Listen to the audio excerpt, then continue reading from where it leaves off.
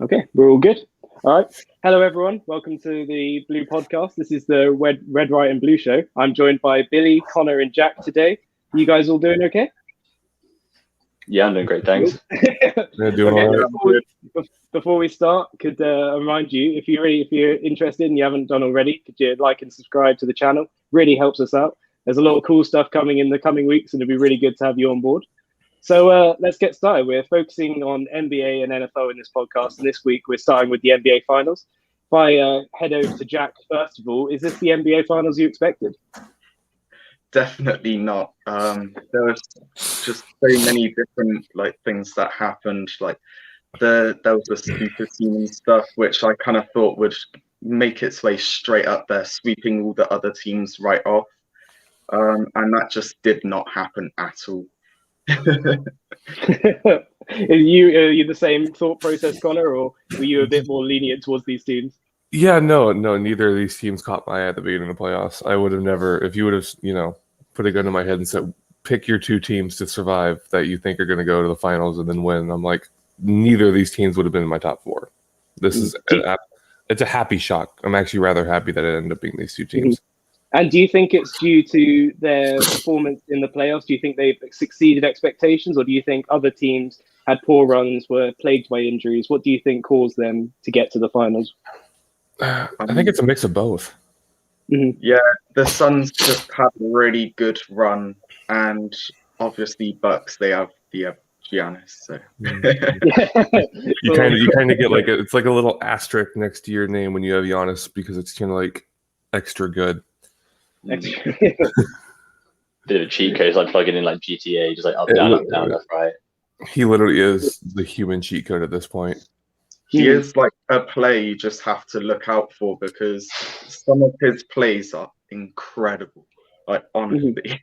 I love the scouting reports. I've read scouting reports on him by opposing teams, and it'll be keep him at the 3-point line, and then I'm like, well, you say that, and then he's too strong and fast, and you have a guy that blows right by you. He blows right by your big guy, and then you put a small guy on him, and he just backs him down, and it's like, okay, I'm just gonna stick my ass out and back you down. It's like I compare it to kind of like a tight end in football, kind of where they're kind of that perfectly crap matchup for everybody.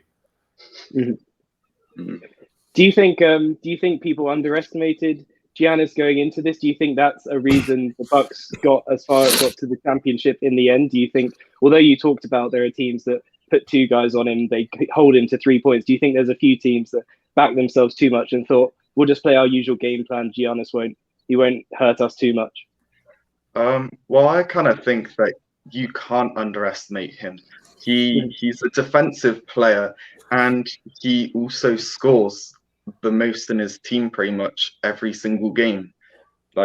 You just can't leave him alone. Normally you need to double team him to counter him, but then you leave the rest of the team wide open.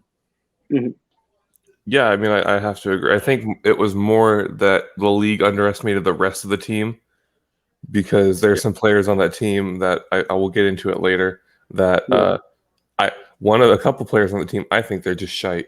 And I just did not expect them to do anything. And then there's a couple players who I'm very 50-50 on, who actually I'm very pleasantly surprised at how they performed. Okay, so you don't believe that this was an entirely Giannis carry. So even though they weren't the team you expected to get into, you think it wasn't entirely down to Giannis that they did get in? I think it is still entirely down to him. If they didn't have him, none of their plays would have worked at all. The entire team is literally put around him. I mean, their center's getting less rebounds than him constantly. Okay. And without Giannis, do you think without him the Bucks even make the NBA Finals at all? Do you think they have the regular season that they do, or do you think they're still fine? Because I'm not sure what seeding they got, how they qualified, but do you think he completely changes the season for them as a whole? Either one of you, Connor, maybe? For me, it's kind of a hard one to comment on, purely because you never know where they would put the money they put in for Giannis, if they would have put that in somebody else that might not be Giannis level, but might be another superstar. They could have, gone and put it into a LeBron James, because LeBron James did look at the Bucks at one point. Mm-hmm. So you never know if they would have used that money. And, so they were a 3 seed, I think. Yeah, it looks like they were a 3 seed. And you never know if they would have put that money into another big superstar and then just kind of been in the same situation. But I think if purely you're taking Giannis out that team and just kind of leaving it alone without anybody getting added, there's no chance. They don't get anywhere close. Mm-hmm. It's a good point you make there about where else would the money go, because there's no team in the league pretty much without like their franchise player, without their person they go to, their superstar. A team and the league, although I know it's the NBA sort of the only real like most competitive basketball league in the world, there's no other ones that really spring to mind. But still, each team has to even be competitive has to have someone that they look up to, that leads the team, that a big chunk of their money goes towards. So I think it's a lot of the time it is too difficult to tell that without that superstar, they'd have a different one, and whether he'd fit the team as well is just too difficult to comment on. I agree with you there. Is there anything, Jack, you have about that? I mean, he's just too good to. He started there from a very young age, and like he hasn't moved. So they've had plenty of time to just build him up, and then also build around him as well to kind of make everything work towards him. Although, if you look back 6 years, he's like really skinny, lanky kind of guy, and now he's just he's huge. I think Bayern Munich shared the Leon Goretzka diet with the Bucks at some point, and I think that's the key. There is you get the Goretzka Bayern Munich diet, and you pretty much can get anybody to bulk up to be absolutely massive. Mm-hmm. That's actually a really good point though. About, I know it's a bit of a tangent moving away from NBA finals for just a moment here, but being bigger in sports is becoming a bit of a trend now. I mean, you talk about Leon Goretzka in Bayern Munich, you talk about Zion Williamson, who just got drafted into the NBA. You talk about, don't know how closely you guys follow golf, but Bryson DeChambeau beefing up, doing amazing, starting to win tournaments, doing that. So I think coming back to basketball with that, players who are starting to think, although it's in theory a non-contact sport and you get fouled for almost everything, having that physical ability in the NBA is sort of really coming into its own in recent years. We're starting to see more players that perhaps envy themselves on players like Shaquille O'Neal, who dominated the league just not only through having good skill, but also because they had that dominant physique. I've met Shaq. That's one of my life highlights, because I'm a Kings fan and he's part owner of the Kings. Wow.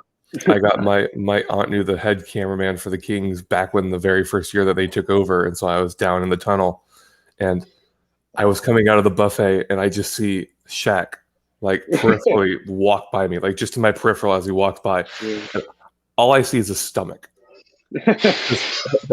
Well, because I'm like 14, I think, at the time, so I'm only about 5'10".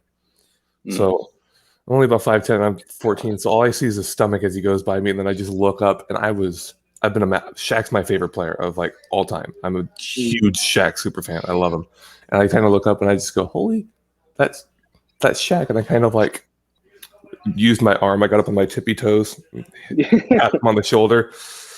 And he kind of turned around. He was great. He's just a phenomenal guy. I met him, had a conversation with him for a couple minutes, and just said I was a big fan. Was super happy. He took over my favorite team. And just did not look uncomfortable or annoyed at all that he was stopped by some random 14-year-old puny little kid, like little 14-year-old white boy who was trying to talk to him in the tunnel. And he was just, he was great. Talked to me for a couple minutes and then kind of went on with his day. You love to. I love hearing stories like that about athletes or trying to their fans, taking a nice turn to their fans. I mean, you'd hate to meet someone that you watched on TV, you have them in your fantasy team, you love seeing them, and they just completely ignore you, or they only have time for themselves, sort of thing. So it's good to hear, isn't it? Yeah, I know they ruin it. Yeah. Anyway, so coming back to the NBA finals, let's start going back to a more team focus. Let's start with the runners-up, the Suns. What do you think went wrong for them, Jack? Pardon? What do you think went wrong for the Suns in the NBA Finals? They started 2 up. Where do you think the turning point was? What do you think they lost? the turning point was like I kind of feel like they were a lot less physical in the next 4 games. They were getting barely any rebounds in general, and rebounds to create plays and stuff. It just wasn't there for them, and the Bucks were just so good at getting rebounds compared to them. Yeah, so looking at their stats from the first 2 games, the ones where they went 2 up in both. In the first game, Chris Paul almost has a double-double. He's 32 points, 9 assists. In the second game, Paul's 8 assists again, and Booker shines 31 points. Do you think they peaked too early? Do you think they got? Point this over to Connor's way. Do you think they peaked too early? Do you think, oh wow, the Bucks really aren't what they thought? We've not shut them down, but we've handled Giannis okay, and we've held our own. We've got this in the bag, sort of thing. Or do you think it was a case of the Bucks sort of amped their ante, really? Yeah, I think they did kind of run out of steam a little bit, but I think Jack made an extremely good point that rebounding is so crucial in today's game. And when you're having 2 guys like Giannis and Brook Lopez who are averaging over 10 rebounds a game, that's creating a lot of if they're offensive rebounds, it's a lot of second chance points that could lead to being. I know they had I think it was game 4 that they won by like 3 points. Yeah, 6 points in the end. Yeah, that's literally that could have been 3 offensive rebounds. That one of them, that one Bucks player makes, and so I think definitely they only had I think really Ayton on the Suns that really is a big physical presence. Besides that, they're all a lot of fast skill players, and when you have that and you have a team, I think the Bucks figured themselves out, and they kind of went, let's stop trying to play their game. We have a bunch of big guys and a lot more physical players. Let's kind of just take it to them physically, and I think that's the Suns didn't really have anything to combat it because they didn't really have much big physical players to kind of defend it. So do you think, compared to, I don't know how much you watched them during the regular season, but do you think the Suns changed their game plan at all for the finals, or do you think when they got to the finals after the regular season, they thought, let's just keep playing our game, and they didn't, although they won the first 2 games, they didn't think enough about the rebounds, the physicality of the Bucks, and that's ultimately their downfall? Yeah, I mean, I think they did kind of stay very similar to their game plan. A lot of teams don't like to change it up a lot when they go into the playoffs unless it's a very specific matchup. And I think they saw that they were winning, and I mean, they got to the finals kind of playing their game, so they're like, why stop? And then But Jack, I don't know if you saw something else. I didn't really super watch every game. I didn't watch every Suns game, but like just in general, it's kind of like Chris Paul. He feeds it into Booker. Booker scores, or he feeds it into Ayton. Ayton like gets it from the paint, and it just wasn't working because they're a very defensive team, and it's very hard to get those assists off. And if you go through it, like Chris Paul, he only got like the maximum amount of assists he got was 11 during this series, and that's not really what we were expecting. I was expecting more towards like 10 plus each game kind of thing, because Chris Paul, he's one of the best assisters pretty much in the today's game. Mm-hmm. No, that's interesting. It's a good point about sort of assists in the NBA, because it's quite a interesting game plan when teams have a sort of, I don't know the correct terminology, but sort of that player that feeds the other ones. Although I know in game 3 Paul was the highest scorer for the Suns and things, but in general it looks from the stats and when you watch the highlights that he's the one setting up Booker or the rebound comes off straight to Chris Paul, he distributes it elsewhere. Do you think that's a necessary part of today's game, having that sort of feeder player, or do you think the Suns could do better by having it so that other players share the assists, and maybe Chris Paul isn't always the highest assist player in every time, but the other players, they become more difficult to defend when they know the ball can come through other routes other than Chris Paul. Either one of you, either of you have any views on that? Yeah, I think that's a fair point. I think feeding the ball in is quite crucial, but there are ways to get around it. Like Steph Curry, like all he has to do is basically dribble up to the 3-point line and then shoot.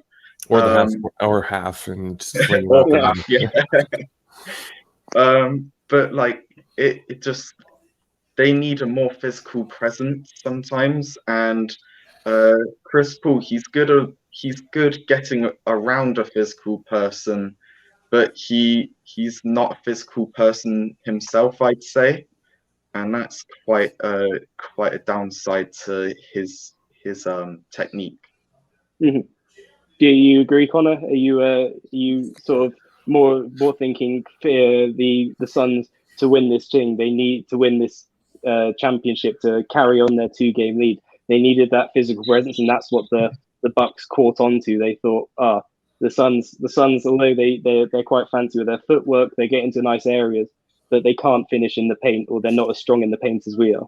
Yeah, it's like a soccer player who does all the tricks but can't finish in front of goal, And we see plenty of that in the Premier League, unfortunately, or fortunately, depending on who you root for. But no, yeah, I think the best teams are teams that can mix it up. I mean, it's going to get me probably hate from people who watch the NBA, but I compare it to like even just last year's Lakers. You had LeBron and Anthony Davis, and they had a good amount of very physical players, but at the same time, those players were physical, but were also very good at the skills and being able to be unselfish with the ball and move it around. And you really have to have a great mix. And unfortunately, I think the Suns, if they added maybe one or two, big men or just physical players who are literally just there to be physical, like a Patrick Beverly, even, whose whole point as a player is just basically to piss everybody off and get in people's faces. I think that would have gone a huge way to kind of turning the tide.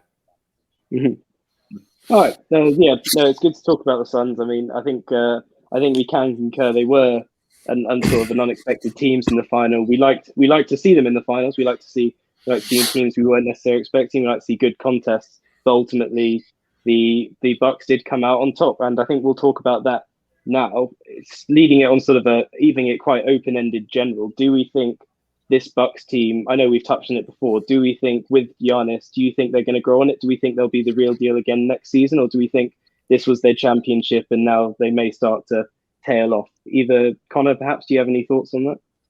Yeah, I think this is their one and done. I love Giannis, I do, but I think there's players around him that played far and above where they were supposed to. And, their center, their best rebounder besides Giannis isn't getting any younger. Brook Lopez is in his mid-30s now. And NBA-wise, it's the same way. It's NBA and soccer are very similar in that you get to that age range and a lot of players start falling off and a lot of players start retiring. Of course, I'm not saying this is FIFA by any means where they're going to drop off by but, a lot of players, when they start reaching that age, that's when they retire. A lot of players retire in their mid-30s, and Brook Lopez is, I think, 36, almost 37 now, so he's not getting any younger. I'm not a big fan of Middlebrook. I think he's an overrated player in all senses of the word. And I think Bledsoe played way higher level than he was expected to or really usually does. So I think, all that mixed in, I think this is a one and done for them. Mm-hmm. It's funny you say that about comparing it to FIFA. It's not, we know in real life, it's not a mathematical formula that decides how quickly a player falls off, how quickly they become. But sometimes it does seem like that. When you watch any sport, you watch the NFL, sort of, you start to get, with the exceptions of the clear cases, Tom Brady, Aaron Rodgers, etc., players start getting to that, and you see the same sort of declines every season. And it's interesting watching that when you consider a team that's done well in one finals, when that starts to kick in, when are the players going to change, when do they need to bring in fresh blood, when do they need to rethink the team? Talking Bucks as well, Jack, do you have anything in particular you wanted to mention about the Bucks? What did you like? What did you think they did well? I just want to start off by saying I kind of disagree with Connor there. I don't think it's one and done. I think what they've done is now that Giannis has proven himself, he's gonna get loads of people wanting to play with him, and if he doesn't move from the Bucks, people are gonna move to him, and they're gonna get players rolling in, and building their team even better than this season. And although like Brook Lopez is very old, like when he goes, they're gonna fill it in with a new and younger center most likely, and pretty excited to see where that will lead them. It's an interesting thought, because when I think of teams that have players and they assume people, I automatically think of LeBron on the Cavs. I correct me if I'm wrong, but there wasn't any sort of other superstars that went over to join LeBron. From what I recall of the one time he was there, he was sort of like, I'm here, I'm going to do my thing, and he sort of said, come to the Cavs, come help me out, let's win loads of championships. No one went, and ensuing that, he left too. So correct me if I'm wrong, but do you think the same could happen to the Bucks? Do you think Giannis could spend another year or two there? They don't really fill in. He's still doing all the work, and he thinks, screw this, I'm gonna go to the Lakers, I'm gonna go to Golden State, and I'm gonna join a load of other strong players. Yeah, that could happen easily. LeBron's known for having one of the worst teams ever in the finals. Yeah. When you just look at a lot of people, it's up for heavy debate, but a lot of those players are really not good players. And people like to bring up the stat lines of a lot of those players, but it's like a false prophecy, They're only that good because they have LeBron facilitating everything.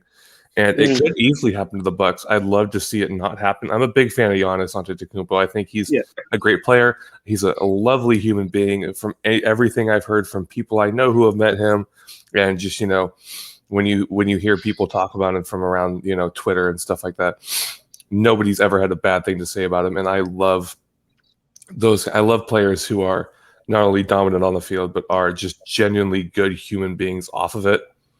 I think that just makes for a more likable guy. It's another reason why I'm not a big fan of James Harden, because while he's great on the court, I just him and Russell Westbrook just kind of rub me the wrong way with how they go about things. But Giannis is kind of like, came over from Greece, worked his butt off to get this good.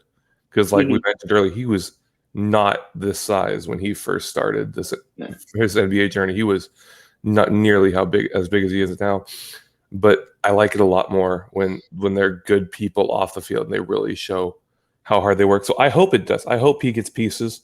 I hope they draft a center this year that ends up being the replacement for Brook Lopez, and they do well. But you never really know. It's very 50. We all expected United to replace people after Fergie left, and as a United fan, I can definitely tell you that did not happen, and I'm in tears over it. But you move on, you get on with life, and you hope for the best.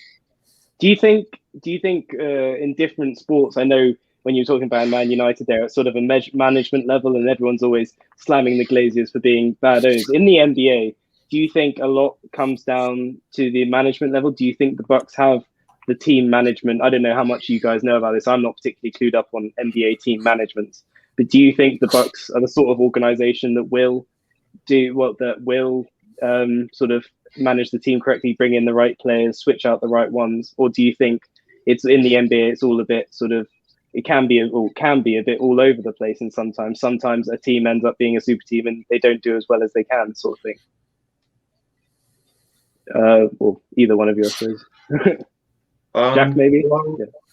With the Nets, like they got kind of four big names because they also got Griffin, and it just didn't work out because like there were injuries and stuff, but also there's no chemistry between them yet, or very little chemistry really. Some of them have played together before, but like honestly, you need more time to play together, and that's why I reckon this year, if there's no injury, they're gonna knock it out the park easily. That's a good point. Do you have anything to add on that, Connor? Or I mean, I think with I think with any sport, I know I keep kind of going back to soccer, and it's kind of easy because I'm talking to three people who definitely I think are into soccer as well. But you kind of have to have a front of an organization and that everything is covered and everything is good. But you also have to have the top people being very patient. If you don't have very patient owners, it's really, really hard because you're constantly going through coaches who have different styles of play, different temperaments, different ways they want things to go. So I think with the Bucks, what they've done well, and why I think this is one of the reasons why I think they've ended up doing so well is their owner's very patient, but also is not very shy about throwing money at something he feels is a good idea. He loves this. The Bucks owner loves the team, and he's a very patient guy. We've seen they haven't really rotated their coaches at all, and they've been very content to sit where they were for a bit, build what they needed, and then now, of course, the Bucks owner is a genius because it's all come to fruition with the title. So he can call himself a genius and go, his master process worked. Mm-hmm. So I think it's really, really hard to do when you are constantly rotating. But they've done very well to not only be very patient, but have a very good medical staff that's kept these players on the court. Because, like Jack said, Nets are probably going to run away with everything next year because of who they have. They were injured this year, so healthier team, and it's probably a different talking point. I mean, I was going to say, because the Nets also have 4 big name players, would you say that they might not gel as well together either because they all 4 quite large egos? You've got Harden, who Connor, you said you didn't really like because he's a bit of a tool out off the court, and then you've got Kevin Durant, who's also a massive player. I'm not sure about Blake Griffin or Kyrie, but do they not work together because they're all too focused on being the guy in a team as opposed to 4 big names working together, do you think? It does depend on their play IQ. So they can think through the entire way in which someone will score, then that's an easy basket for them, and they will lay off the ball. But then if someone just gets the ball and they're kind of I'll just shoot from here, and they'll make it a certain percent of the time. But if you have a good IQ for basketball, you will be able to see plays as they go in front of you and increase that scoring percentage overall. And that's very crucial in today's game. Rondo, he's really good at that. Yeah, I think you definitely have to deal. I think the biggest point they need to come to is, yes, we are all big names. I think Griffin's kind of fallen off a little bit since he's left the Clippers. He's gotten older. But the big 3 of Harden, Kyrie, and Durant are all 3 players who, I mean, every single one of them has snaked one team or another in their life. I mean, Durant with the Oklahoma City Thunder. Oklahoma City still hates his guts. Kyrie with Cleveland basically going to LeBron and being, I want to be the alpha male, I'm leaving. And then going to Boston and doing absolutely nothing. And then Harden with, the Rockets kind of demanding a trade away from the Rockets after they gave him the sun, the moon, and the stars to make him happy. I think they've got to come to the decision of who's going to be our big player who handles most of it, because the Bucks have Giannis and the Suns have Booker. Who is going to be that main player? And if they can't really decide on who that is, and they want it to be all 3 of them, they've got to really work together to let all of them shine, or else none of them are going to at all, and it's going to end up being a bust. Mm-hmm. Yeah, you when you think of egos clashing, especially when you have 3 stars on the team, you start to think of horror scenarios of them refusing to pass the ball to each, pulling up, hitting, throwing crazy threes, not sort of charging into the paint against two defenders just because they want to be the star. They want to be the one that stands out. Oh, he's got 4 points already. He's not getting the ball from me until I'm up with him. You start to worry about things like that. But if you're right, and they do begin to gel, they do work together, they do understand that they're playing for the same team rather than to progress their own careers, then they could be a really scary team next year. Well, I've watched a few Nets games, and literally that is what's happening. Yeah. Actually, it's happening right before my eyes, and I'm just wait, that would have been better. You just pulled up for a 3. You were like kind of uncontested, but that's like an easy shot right there. If you pass it through, that's like 2 points, and then they just miss it, and then you're like, oh, idiot. The only player on that team that I'm a fan of is Blake Griffin, so I'm actually really happy with it because I don't like any of their big 3. I'm a big fan of Blake Griffin, but the rest of their team, I can't stand in all 3 of them. So I kind of love that they're shooting themselves in the foot, and I will continue to cheer if they do, which I know makes me sound like a dick, but I'm not a fan. I'm a Kings fan, not a Nets fan, and I'm not definitely a fan of any of them, so I can get all the hate I want, but I'm going to continue to cheer every time they screw up. But I think we can agree from teams we've seen in the past, when you have 3 superstars and they do gel, they're unstoppable. I mean, I'm gonna go to the easy example that anytime everyone uses of a dominant team, I'm going to talk about the '90s Bulls and Rodman, Jordan, Pippen. Rodman and Pippen, in their own right, we're all agreed, were fantastic players. I know maybe some people, like, obviously maybe they weren't Jordan, but they could have been on any other team and been the superstar, pretty much any team in the league. So I think what made that team especially amazing, other than they had the superstars, is they did gel. Pippen was always happy to set up Jordan. Rodman was always happy to sort of, as soon as he got the rebound, to lay it off to one of those. He didn't sort of run up the other pitch charging with the ball, or he didn't start forcing the ball from other players. So I think if the Nets can sort of learn something from that, then they can be, I'm not saying they will be like them. That would be the biggest call of all time, the hottest take of all time, to predict the Nets being the next Chicago Bulls. But I think, that's the sort of thing they need to aspire to, really. I mean, you can even look just a little bit farther back before than the team they had to beat to get over that hump, which is the 80s Pistons. And then, of course, we go back to the 50s and 60s Celtics, who had Bill Russell, McHale, Cousy. And then, of course, you look at the Pistons, who had Rodman himself. Rodman started with the Pistons, and of course Bill Laimbeer, Dumars, and Isaiah Thomas, and they understood their roles. You have to know your role and shut your mouth, as The Rock will say. I'm going to go to a fake sport with my quote there, but you have to know your role and shut your mouth when you're playing any sport to be successful. And the Pistons were amazing at that. Isaiah Thomas was their star. They knew he was their star. Dumars was, Robin, and he was fine with that. He loved where he was at. Rodman was, like you said, with the Bulls. I'm going to grab rebounds. I'm going to piss people off, and that's my role. And Laimbeer just clotheslined people. This is, but when we looked at the old NBA, it was a lot more physical of a league, and his job was, that's what they did with Jordan. A lot of people, if you look at, they did a big thing about the bad boy Pistons. Laimbeer's role, and he loved his role, and that was his only thing, was to disturb the paint. You got in the paint, you're getting clotheslined, you're getting thrown around, you were going to get hurt. And it worked. They ended up getting a championship out of it. And this is something that every team needs to go through and understand. And especially the Nets, is you need to know your role, you need to love your role, or else that team's going to do absolutely nothing. Very true. Yeah, some good points there.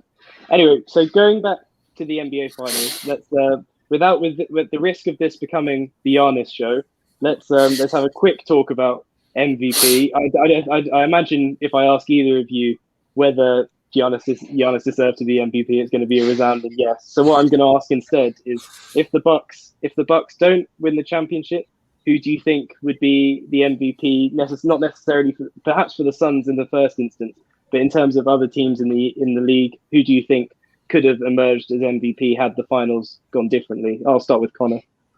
Probably Chris Paul, honestly. If we're looking at if we're looking on, I like to, when I do MVP, and even Ballon d'Or in soccer as well, because I'll again knock to another sport. You got to look at not only how they did, but the impact they had on their team.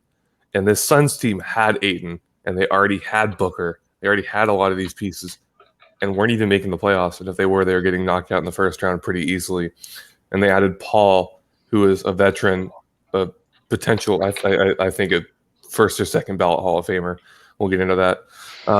But you add a player like Chris Paul onto your side, and the impact, the ability, he played very well. Like we said, he was one of their he was their second best player or first best player in some games, but also just his impact on the team to the point that they got to the finals. You have to take that in consideration.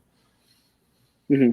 And Jack, yourself, do you think if the Suns carry on after 2-0, do you concur that Paul would have been the MVP? Would you predict Booker carrying on his run, sort of him showing himself to be an MVP? What are your thoughts on that?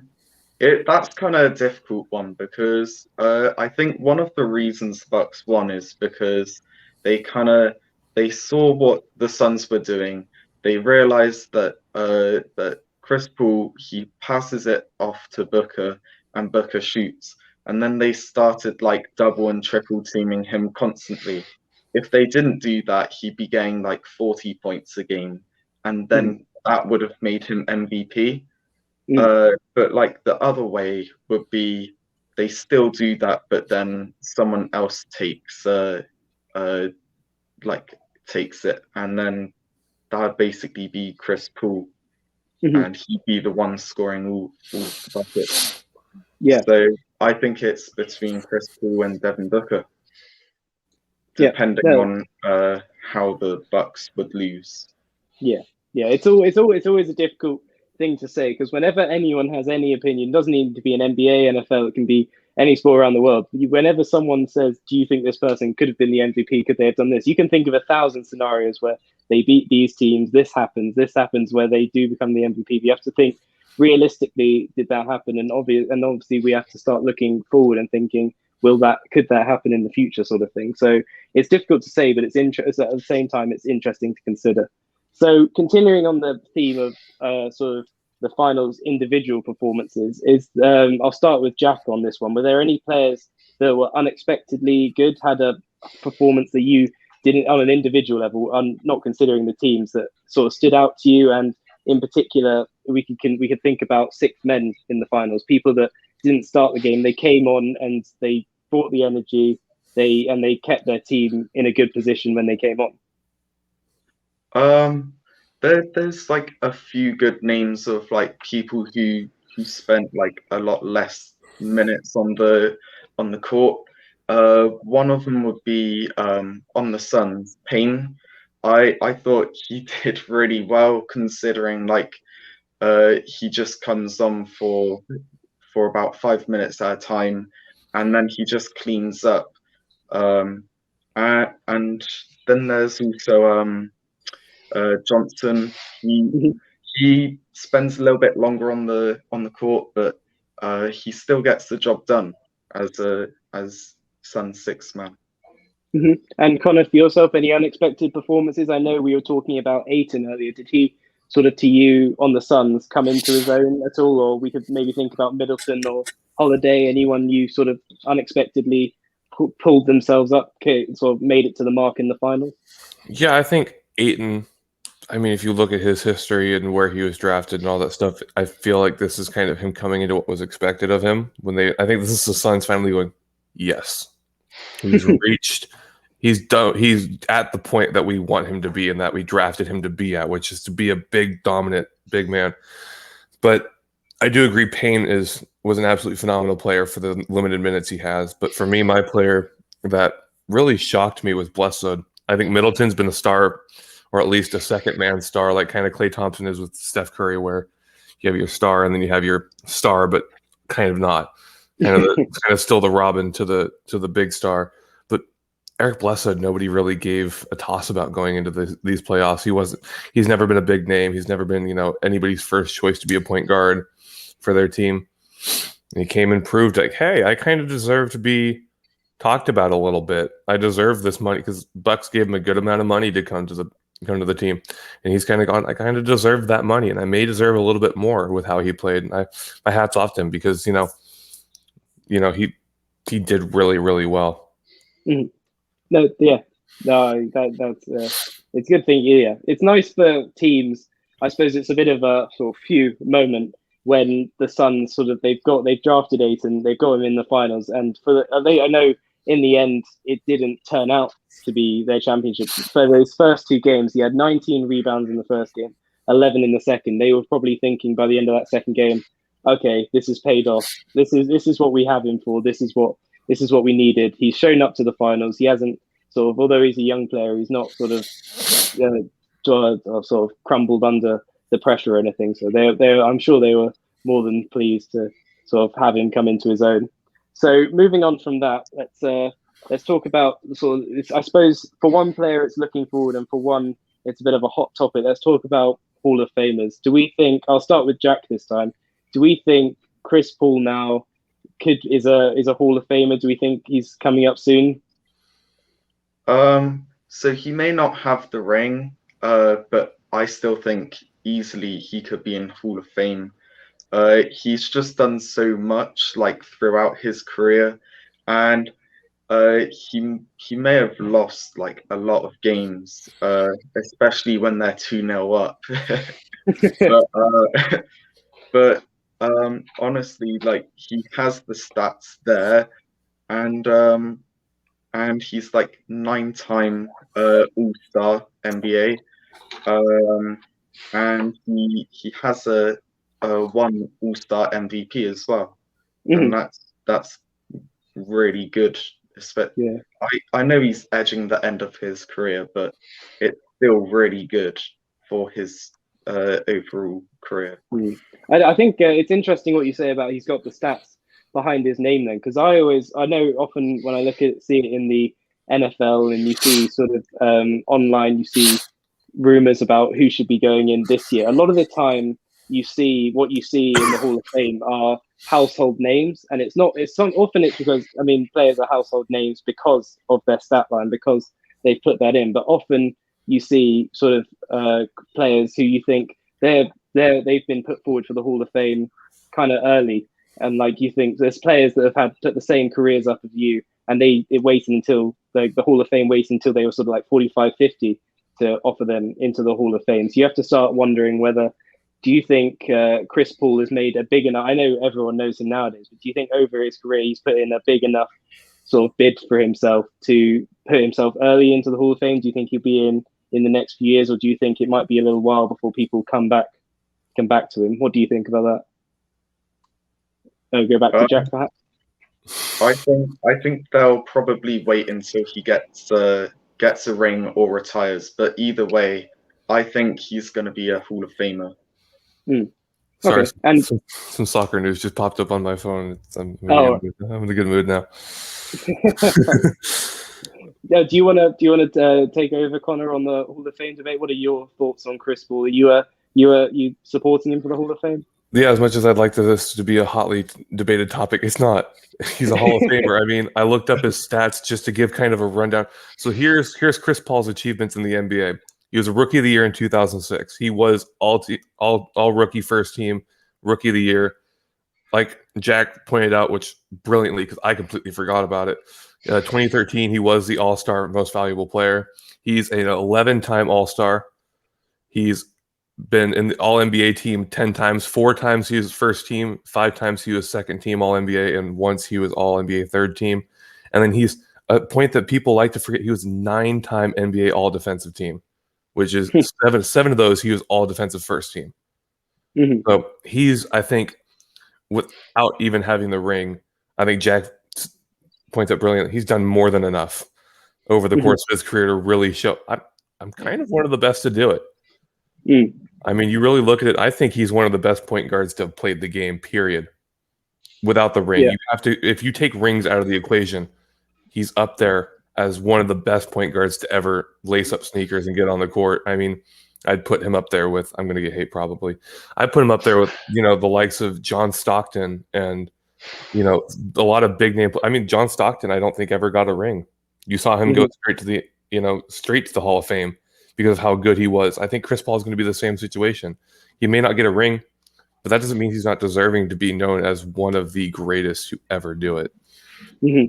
It's interesting because in the NBA, there are a lot of players that retire without ever playing a ring because they stay with one team for so long, because they'd rather stay on a team and be their superstar than go to another team and be on a super team and be just a supporting player or have to share the glory.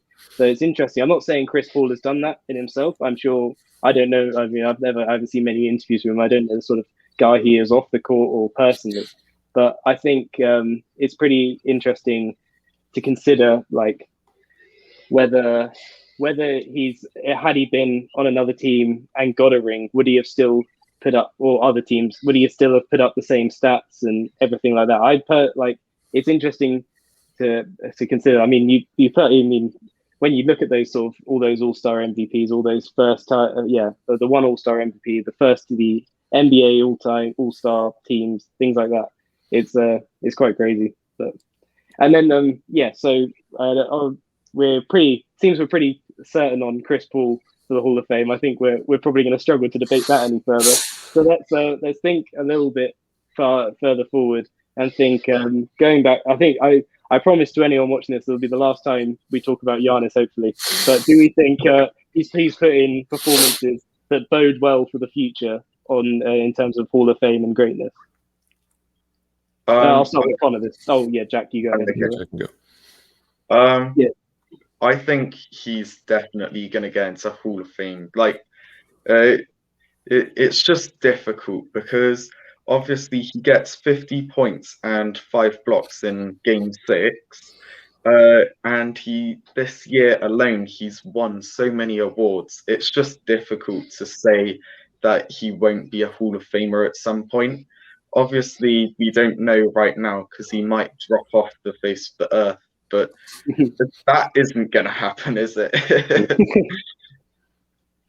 Yeah, no, it's I'm going through my mind now. I'm trying to think of across all sports players that have had sort of an amazing season on a good team and then dropped off.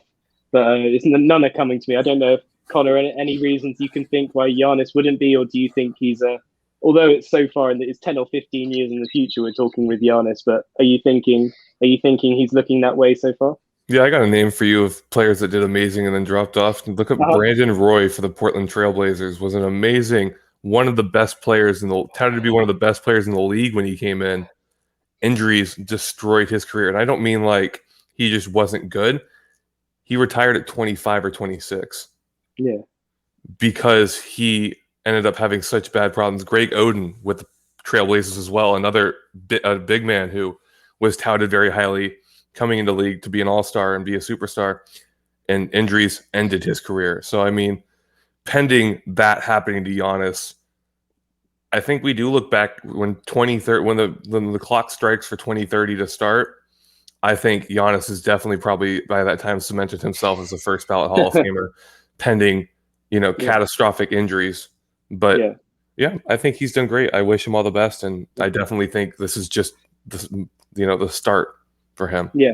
And you don't think, going back to what you said earlier about the Bucks going one and done, this is their championship. You don't think if he isn't traded away and they do build a team around him, if he stays in and he ends up like Chris Paul, he stays on the Bucks for the next 3, 4, 5 years, he doesn't get another ring. He puts up good numbers every year, but he never does anything to sort of cement himself. Do you still think he'll, even with those stats and only the one ring, he's a Hall of Fame? Or do you think if he begins to stall out at the Bucks, he needs to go elsewhere and he needs to really shine for a year or two? I mean, it's like we kind of debated with Chris Paul. Dominant longevity goes a long way, even without the ring. And of course, he's even got now a very early young ring, and you can't even say, oh, he wasn't, a big factor in that he was the factor in the championship. A lot of players, Steve Kerr, if we're looking at his title with the Bulls, he wasn't the star. He wasn't the second star. He wasn't the third star. He was maybe the fourth or fifth star on that team, and he got that ring. But Giannis was the main factor. Like Jack said, without Giannis, this does not happen.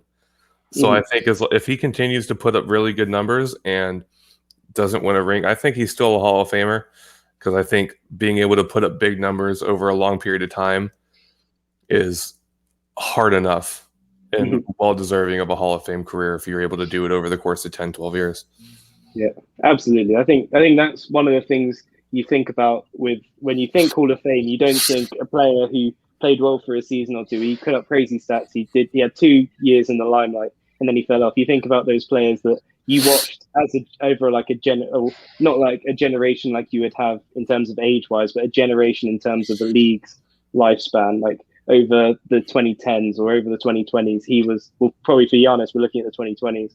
He was over that period. He was the man or one of the guys to follow in the league, basically. So I think we focused a lot on the Suns and the Bucks, and maybe we've focused quite a lot on Giannis and Chris Paul. So I think we should think about going forward next season. I know it's such an open-ended topic to talk about, but we'll think about it briefly. Who do we think early picks we'd like to see next year, or which teams maybe if we're not picking them to be in the finals, but we're excited to watch them? I'll start with Jack. Who are you looking forward to seeing next year? I'm just always excited to see Mavs. They just have such a solid team. It's just great to watch. Sometimes the ball movement is just amazing to watch as well. Just really good basketball rather than pull up on the 3-point line and shoot kind of thing. And that's the basketball I love, especially when it's a last second crazy shot which just should never go in. Mm-hmm. Yeah. And I think we're all on the same boat in that unless Connor or Billy have a particular dislike of him, I think we all like to watch Luka Doncic play. I don't know. Oh, Connor's reaction is proving maybe not. No, it's not that I hate him. It's just the Kings could have had him. Oh, I see. We picked Marvin Bagley, who, if you want to sum up how much Marvin Bagley is now being hated by the fan base, he liked a tweet about saying that Bagley needs to leave the Sacramento. He liked the tweet, and then when he was confronted, he said, "It's my Twitter. I can like what I want." And so basically our entire fan base is going, great. So we passed on Doncic for this bleep, who now is completely useless to us. He hasn't stayed healthy in the first place, and he's done nothing for us. And we could have had Doncic, who's been a god of basketball recently. It really is about health, isn't it? Because some people will just they won't treat their joints properly or whatever, and then they just end at 20 something, rather than becoming one of the proper vets who are like at about 35 retirement. Yeah, I mean, look at LeBron. I mean, LeBron's known as having the worst diet in all of professional sports, and he does. If you look at his diet, if any of the four of us did his diet, we'd be about 350, 370 pounds at this point. But one team I'll definitely say is, even though I'm a Kings fan, I'm really excited for the Nuggets. Oh, really? Oh, Nikola Jokic. The Joker's one of my favorite players that's not on my team in the NBA right now. Is just an absolute dominant big man who is also just a very big comedian and likes to just kind of joke around. It's a lot of players I like because they're good personalities, not as much great players. One of my other favorite players is Steven Adams, just because I love that he just. I remember when they had the bubble. I don't know if anybody watched his interview when he was in the bubble last year, but they're going, "What's it like being in this bubble?" And he's like, "We're at a freaking resort, man. We're in paradise. We're living in a resort. Why would anybody complain right now?" But no, the Nuggets with Jamal Murray and Nikola Jokic, they need one piece. They need one more piece, because with this playoffs, Jamal Murray stopped producing and got hurt. That whole title chance slipped away. I think they need one more piece. He really did deserve that MVP as well. Yeah, he did. He was so good. Yeah, it's just a shame that they didn't get further. I really did think they were gonna go through at least to fight the match. But yeah. I mean, it's funny that Nikola Jokic is living up to his nickname, because he absolutely loves a no-look pass, a pass around the back, under the arm. Yeah, you ever watch one of his highlight reels? It's not so much you're like, wow. It's more like, that was a bit cheeky, that was a bit sneaky, like that one.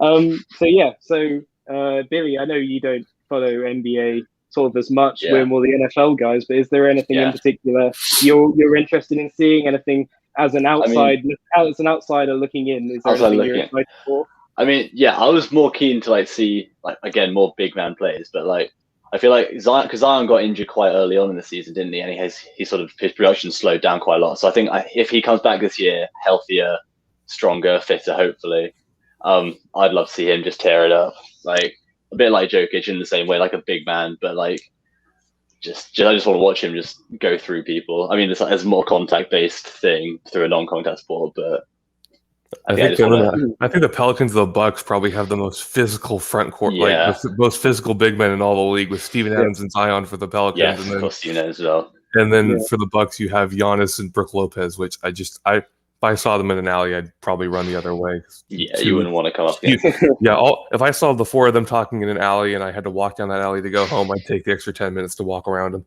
Yeah. You'd hear earthquakes in the background as well. It's just like, I'm going to go that way really quickly. Yeah.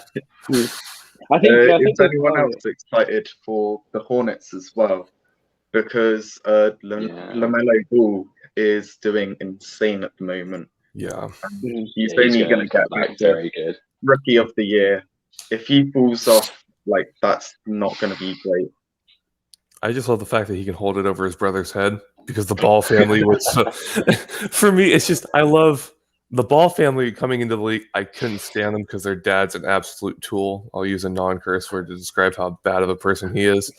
But I love just LaMelo's just taking the most abstract way to get to the league as possible. I'm gonna, by high school, no college, I'm gonna go play in Australia for a year, and then everybody's kind of going, is he gonna be really bad that when he comes to the NBA? And he's like, no, I'm gonna be better than anybody else that comes into the league with me. So I think I'm really excited to see how he does. Like Jack said, he's got some really good potential to be really good, and I always like seeing better than Lonzo as well. I know that's something. Watching them go against each other. I just want to see the film. I just want to see the video of when that's announced of the Ball family. And now every time Lonzo tries to say anything at all to LaMelo, he's just like, "And where's your Rookie of the Year?" Non-existent, huh? Bye.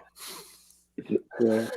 It's the sort of thing you'd love to see, that sibling rivalry. Like, I don't know. It's probably a bit of a hot debate. We won't go delve into it too much. But now TJ Watt following up on JJ Watt in the NFL. It's one of those things where you like to see a sibling rivalry, because I think we can all agree. Although JJ Watt has been a franchise player for a few years now, he's been Defensive Player of the Year a couple times, and he's coming up.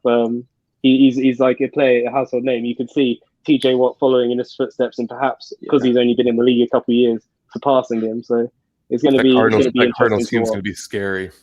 If he stays healthy, that Cardinals team is kind of terrifying. Yeah. Well, the thing is, I think TJ Watt's coming to the league at a really bad time. I think he's coming in a lot. I think he's coming in healthier, though.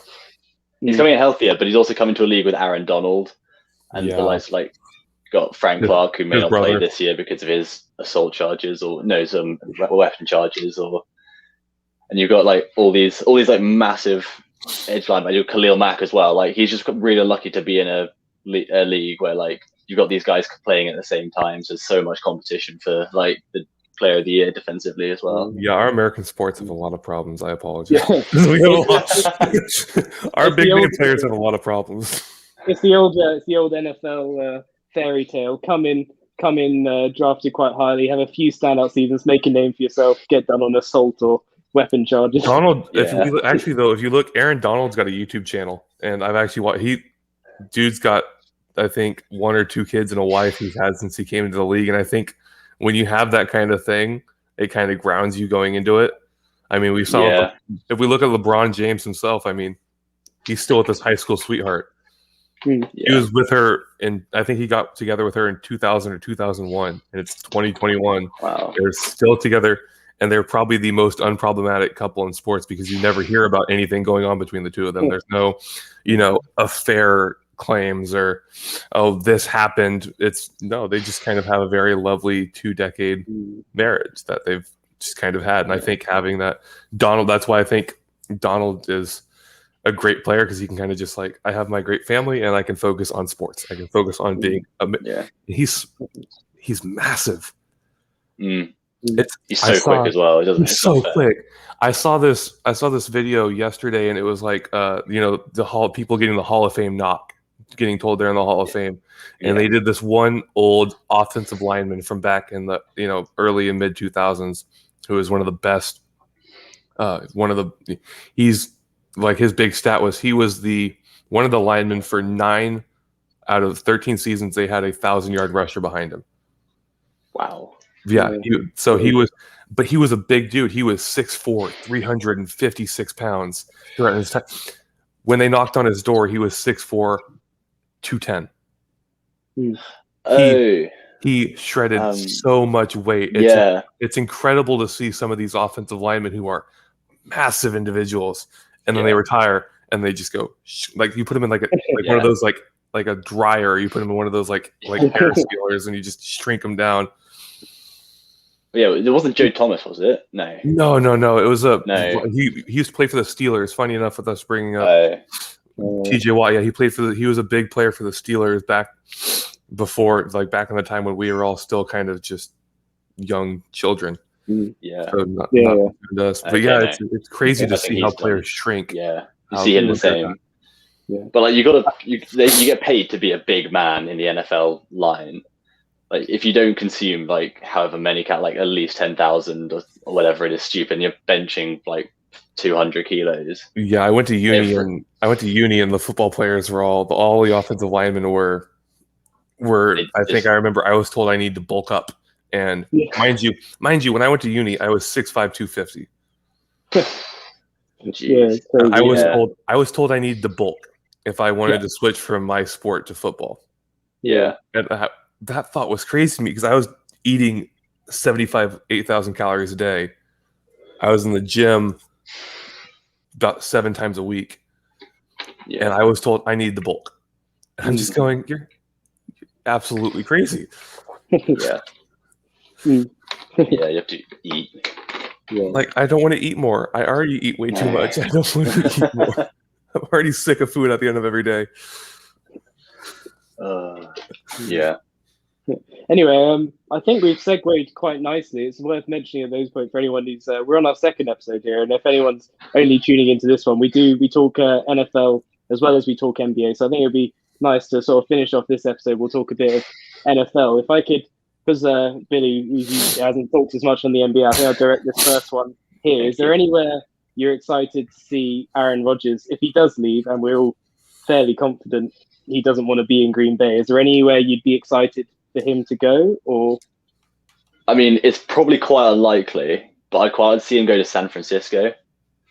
Just right now. Yeah. I mean, it'd be crazy, but yeah. it'd be a mad trade if they did it. But so you've got the likes of Brandon Ayuk, Deebo Samuel, George Kittle, like that. They got 2 very good deep threats, and you've got a big man who's willing to block as well as run routes as well. Like it's almost the perfect, and they got a declining O-line, but Rodgers doesn't. He's worked with a half an O-line for most of his time in Green Bay anyway, hasn't he? But like, so I think it'd be good to. I'd be really keen to see him there.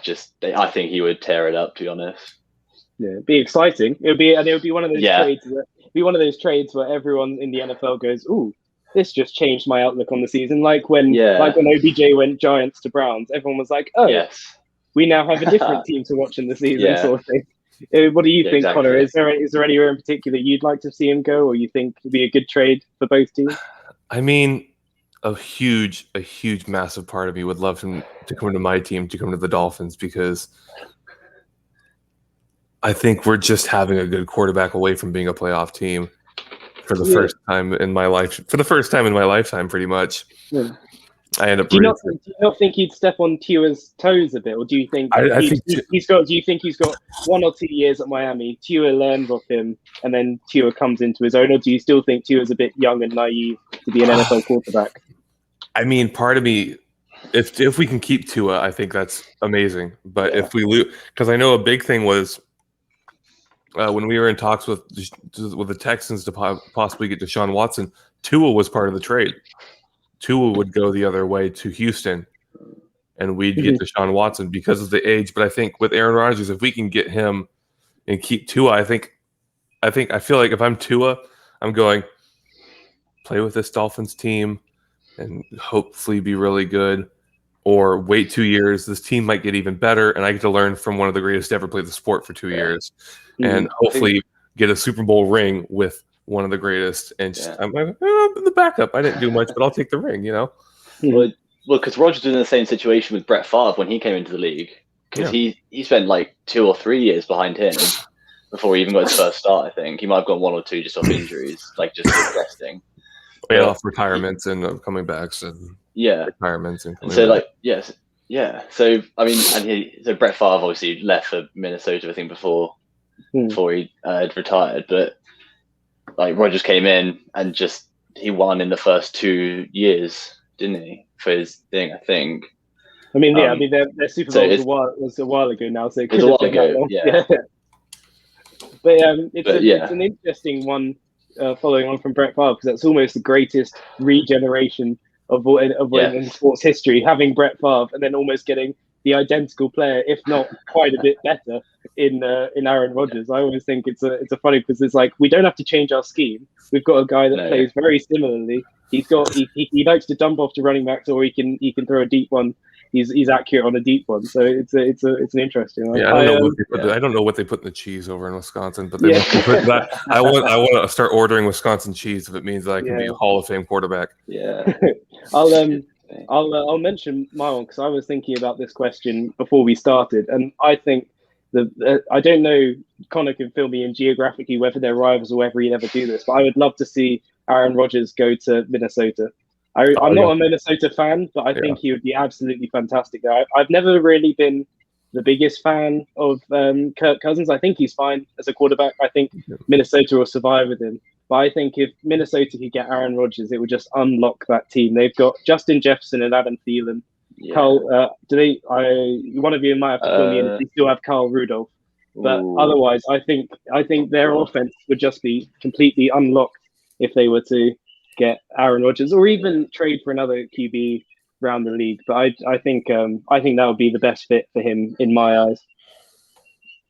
Yeah, I think. Let me see. I think I'm right here, so I'm just fact checking myself, so I'm not called out for. Yeah, no. So the Vikings just kind of happen to be in their same division. Oh, really? They're both NFC North, because they're kind of actually right next to each other. I knew they were right next to each other, but there's teams that we're not rivals with the Buccaneers, and they're an hour and a half away from Miami. But no, Miami. I think the Vikings. I think it's the NFC North is the Vikings, the Bears, the Lions, and the Packers. So I think you can pretty much, unfortunately, rule out any of those teams getting them. Because I mean, in my mind, I knew it was never going to be the Bears. It's a great fit in Minnesota, but it's not going to happen. Yeah, I mean, I suppose you could say the same thing about the Washington football team. I was about to say their old day, but the Washington football team. It's I think he'd be good there. I mean, they've got Terry McLaurin. I mean, instantly my mind just thinks of the Aaron Rodgers Terry McLaurin link up, and that ruining defenses for the whole year. That's just what my mind goes to. I know he puts them on the map if he plays. It's maybe not quite as tight a fit as Minnesota, but I'd like to see it personally. I mean, there's some big teams that need quarterbacks very desperately. But the talk, going back to what we were talking about earlier, teams we're excited, and you were talking about learning off other quarterbacks. I always find it funny that, I don't know if you saw, I think someone like the Check Down or they retweeted a post where Justin Fields said he was so excited to learn from Andy Dalton. And if I was Justin Fields, I think I probably wouldn't be that excited to learn from Andy Dalton. I think you play completely differently. Andy Dalton's known for being in Cincinnati for so long and doing absolutely nothing. I think Justin Fields, you just keep doing your own thing, and if it doesn't work, then don't try and be Andy Dalton.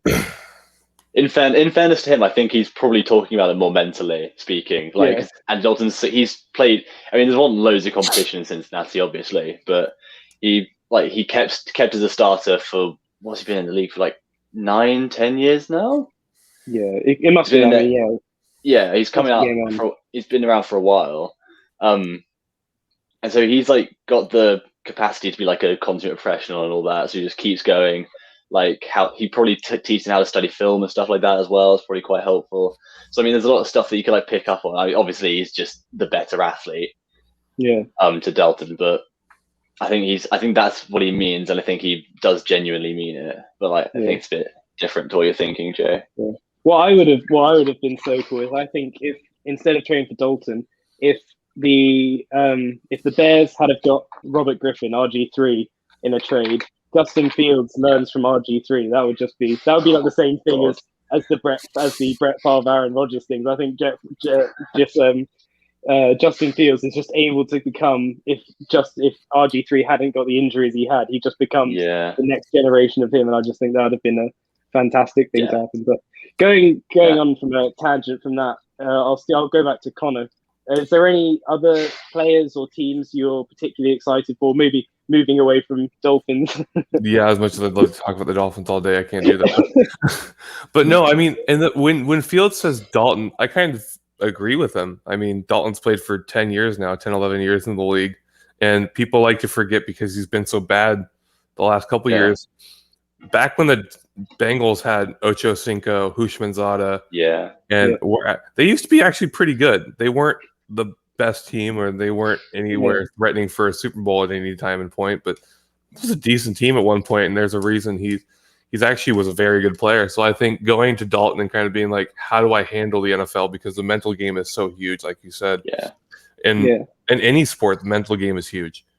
Not having the right mentality has ruined many of players' careers all across sports. We just played, United's first preseason game, we played a guy who, Ravel Morrison, his whole mind. You want to talk about a mindset ruining a career? That's his mindset ruined his career, and now he's on trial at Derby County. So I think Justin Fields kind of wanting to learn from Dalton about the ins and outs of the NFL, and also just, Dalton may not be as great as he was now, but he's still a solid, he's still a good quarterback. He's been a long-term quarterback. He can, there might be some tricks. There's always tricks to every single sport that are, trade secrets, and Dalton may have a couple trade secrets on how to throw off a defense, read the defense better, have more control, have an easier way to learn all the plays, because playbooks are absolutely massive. I would never dream of being able to memorize all the plays. Or, there might be trade secrets that he could learn from Dalton that he wouldn't know otherwise. So having a veteran QB, that's why a lot of times, like you said, you'll see the young gun get a veteran QB, whether that veteran is amazing or not. He'll get a vet as his backup, because the vet can teach him stuff that he could play 1,000 games and still not know. Well, it's an interesting one about having a vet as a backup, because I was thinking about earlier the Denver Broncos, and you've got Drew Lock as starter. In theory, they haven't said for sure Drew Lock's going to start, but we're assuming he is. Drew Lock starter with Teddy Bridgewater as backup is an interesting one, because Teddy Bridgewater, before he was sort of plagued by injuries, was a fantastic player, and he was looking like the next big thing in the league. So it'll be a really interesting one to see how Drew Lock learns from him, or ultimately competes for the starting position. Because Teddy Bridgewater don't slide on your back when James Harrison's running at you. Probably advice number one. Don't slide on your back when a big player is coming at you full speed. Because with Teddy Bridgewater, he's got that mentality of how to, as a young person in the league, show yourself, how to handle yourself under pressure, how to not be looked down on as the rookie, and how to show yourself. But then he may be missing that sort of interim stage where you're no longer the rookie, you're an established player. How to hold yourself then, because he maybe missed that stage through injury, and how he's now as a backup trying to prove himself again. So it's an interesting one in Denver, because I think what will end up happening is, although Teddy Bridgewater may be resigned to be a backup for most of the time, I think he will try and challenge Drew Lock quite hard. And I think the coaching staff are going to have an interesting season ahead of them in terms of what style of play they want to go with, because I wouldn't say they're particularly similar QBs, to be honest. I mean, if we're talking QB battles, another one I look at New England. As much as there are my rivals, you look at the Cam Newton, Jameis Winston situation. I believe it is. I think those are the two that are there. Mac Jones. Yeah, that's a big. That's a very. I think that's a very crowded QB room. Yeah. But that I mean, what I was just saying about having two QBs that are different, Mac Jones and Cam Newton. I know Mac Jones is he's bigger for a QB, and he's sort of, although he was in his college highlights, there's sort of a few ones of him sort of running outside the pocket and dancing around a bit. But I think when he gets to the NFL, he won't have the freedom to do that so much. No. So I think it's going to be a difficult QB battle, because Cam Newton is the sort of like strong guy, do it yourself. He take the ball into contact, not slide, sort of play big bashful football, but he can also sort of slot in a pass. Whilst I think Mac Jones is more, when he's in the NFL, assuming he's not sort of against the same defense as he was in college, he's going to be more like a pocket passer, sit back. And I think he reminds me more of a Manning or Favre. Yeah. So He's more Belichick style, really, isn't he? Yeah, because he's not gonna run all the time. I think that was. I think I remember Peyton Manning's my favorite player of all time when we're talking NFL here. But his big thing was he was so darn slow that the when he was able to get rushed, he was able to run for big gains or for a touchdown because nobody thought he was going to do it. Yeah. And it was the same thing with Brady. No one expects him to run with the ball. He's a pocket passer. And I think Mac Jones probably has a little bit more athleticism and speed than the both of them. Yeah. I think he'll end up in the same type of prototype of they sit back, watch the field, and make that pass. That's why it's such an interesting QB battle versus Cam Newton, because when you're looking at them in training, one might make an awesome play into, like Cam Newton might make amazing play with his legs or roll outside the pocket, throw a crossball pass sort of in training.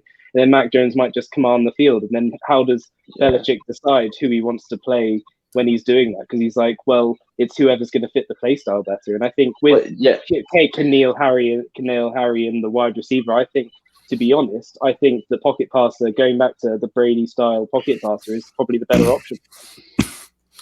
Yeah, well, I think it also depends on like games. I think depending on how like adaptable Belichick becomes like in the next few years, like he might just end up subbing them in like halfway through drives and stuff like that, just to throw defenses off. So like brings them in for like a couple of downs, bring in Mac Jones just to start the drives off. Right, we're 2nd and 12 with like they've got the front foot. Bring in Cam Newton, just like make something happen. And then you can just like just keep on rotating, just keep them guessing. It's really easy to plan for one quarterback. It's a lot harder to plan for two, and especially two that are that different. Yeah. And it's not like I can imagine. I mean, I've never managed the NFL. I've never been a head coach, so I can imagine it's an incredibly tough job changing your playbook even in the slightest. So changing it for a whole different scheme must just be a nightmare. So I think if he's got the option to go back to having a pocket passer, doing the stuff he did when he had Brady, I think he'd take it in a heartbeat, to be honest. Yeah, he had that long. But realistically, like if anyone could do it, Belichick It'd probably be Belichick.